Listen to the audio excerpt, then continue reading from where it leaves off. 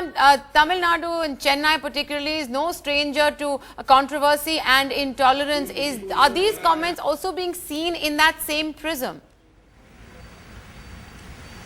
That's right. Many look at this as part of the political game in the larger, as a part of a larger political game, Maya. In fact, I come to you from the Santhum Church in Chennai, a church the mother herself has visited, and I have a cross-section of Chennaites here to begin with. Satya, the comments by Mohan Bhagwat that the service of the mother had a conversion motive. How would you look at that? First of all, I would remind all of us that India is a secular country and Hinduism is a religion of tolerance and acceptance. So we don't need to comment on other religions to make ourselves look good. And Christianity has been a religion of conversion, but Christianity is also about love and service. So they look at it from, if you look at it from their point, it is just converting another human being is to elevate them into a better way of life. So we cannot comment on those things. And Mother Teresa did service with sincerity, and nobody would go live among lepers. Even I wouldn't do that. So I think commenting on her is something that we should look at. Advocate Sheila? Yeah, I think cutting across religious and political affiliations, all of us should condemn this statement. Especially the PM, I think he needs to come out clearly and tell the world that India is not a breeding ground for religious fundamentalism. Yes, Mother Teresa did have a religious affiliation. In 1983, I think in an India Today interview, she had said that she was proud to be a Christian. But that doesn't take the good work away from her.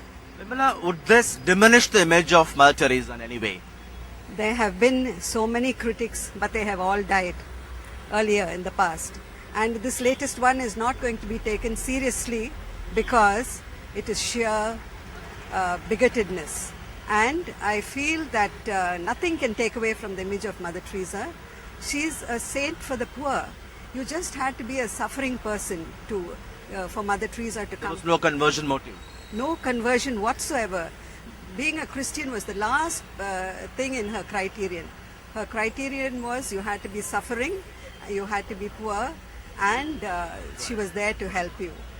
Teresa is a Nobel laureate. She's no more. Do you think it's right to level these kind of allegations against a person who's no longer there? No, we cannot speak about that because she has done for everybody, not only for the Catholics. She was for everybody. She did for the love of God, not for conversion at all. Father, you met Mother Teresa when she had come to Chennai many years ago, and many also refer to a custom she had, what they call as baptizing the dying.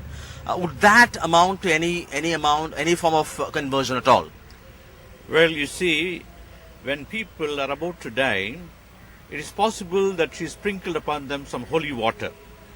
That is not conversion, but rather showing her love for that person. Maybe God will take that person to eternal life. See, I personally feel she did spread Christianity not by converting people, but by her selfless service.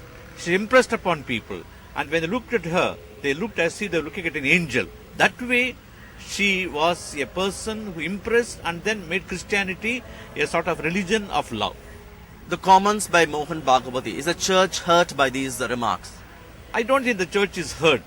The church is amused by these remarks because no amount of criticism is going to undo what Mother Teresa had done all her life here in India. So different voices from Chennai giving their perspective on remarks made by Mohan Bhagwat. Maya?